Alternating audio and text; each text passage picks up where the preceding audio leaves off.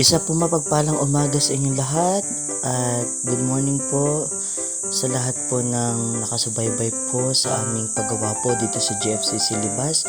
Ito nga po ngayong araw na ito ay naglagay tayo ng abang para po sa kuryente. Ayan po, naglagay na tayo ng hose dyan po para lalagyan na natin ng wire.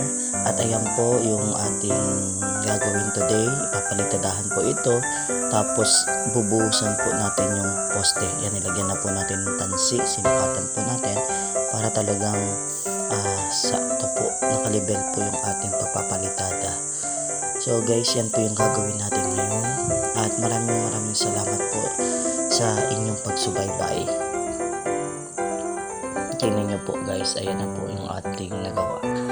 Okay, yan po, hindi ko na po ipinakita sa inyo kung paano namin ito ginawa, pero ayan na po yung napalitadahan natin. Rough lang po yan, mamaya na po yung puro. At ito din po yung poste natin, tapos na po yan. Ayan.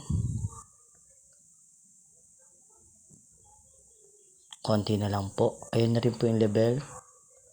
Para po hanggang dyan lang po kasi yung bubong po namin. So guys, thank you po sa inyong pagsuporta at salamat po sa inyong panonood. God bless po.